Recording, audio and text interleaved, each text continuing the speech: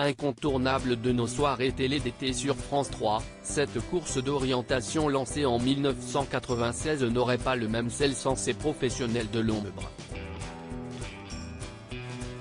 Télé Loisirs vous fait découvrir les différents métiers qui se cachent derrière la carte au trésor. En 2018, la carte au trésor renaissait de ses cendres sur France 3 avec Cyril Ferraud aux manettes. Depuis, le jeu perdure avec le même principe, deux concurrents s'affrontent dans une course d'orientation au cœur d'une région française, pour accéder à un trésor d'une valeur de 5 000 €. C'est une émission compliquée à produire. Des contraintes comme des aléas météo peuvent nous obliger à tout changer au dernier moment, explique Pierre-Antoine Boucli, le producteur. Ils sont une quarantaine à œuvrer dans l'ombre de ce programme mythique. Portrait de 4 d'entre eux. La carte au trésor, qui écrit les énigmes du jeu de Cyril Ferraud sur France 3, Yves Maillard est le taulier de la carte au trésor.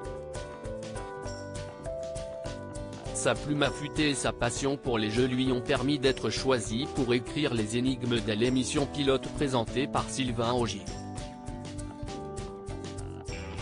Jouer sur les doubles sens m'amuse beaucoup, raconte-t-il.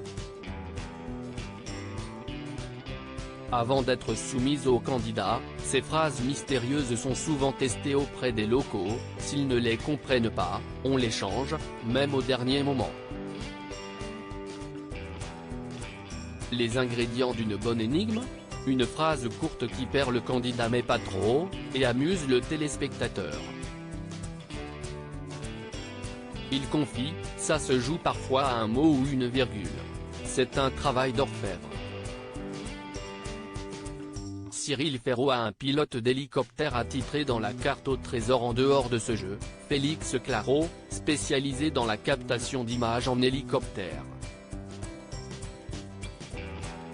En dehors de ce jeu, il s'illustre dans des émissions, des racines et des ailes, et événements sportifs, les 24 heures du Mans. Présent depuis les débuts de Cyril Ferraud partage une belle complicité avec l'animateur. On n'a pas besoin de se parler pour se comprendre, un regard suffit. À bord, il aide aussi le cadreur. Comme j'ai une meilleure visibilité, je peux lui suggérer d'élargir son cadre pour que l'image soit plus belle. La carte au trésor, une nounou veille à ce que les candidats du jeu de France 3 ne trichent pas. Ils m'appellent souvent maman, même ceux plus âgés que moi, explique Marina Mazet à propos des candidats. L'ancienne directrice de casting Attention à la marche, jeu présenté par Jean-Luc Reichmann sur TF1 de 2001 à 2010, est l'interlocutrice privilégiée des participants de leur sélection jusqu'au tournage. Si elle s'assure qu'ils ne trichent pas dès leur arrivée, Marina est surtout là pour prendre soin d'eux lors des moments off. S'ils ont faim, soif ou un bobo, je suis là. Ils reviennent, mes enfants, s'amuse-t-elle. Une fois par an, tous les candidats se retrouvent le temps d'une soirée. Et elle est évidemment de la partie. La cadreuse de la carte au trésor porte une caméra de 12 kg. Rodée aux jeux d'aventure comme Pékin Express, Cécilia Léré est la seule femme à courir aux côtés des candidats avec une caméra de 12 kg sur l'épaule. Véritable coéquipière, elle doit être multicasquette. Coach déjà. Il faut les rassurer non-stop. S'ils ont perdu une énigme, ils peuvent se décourager, explique-t-elle. Journaliste aussi, quand elle pousse les candidats à verbaliser ce qu'ils pensent. Cécilia s'assure également de leur sécurité pendant la course.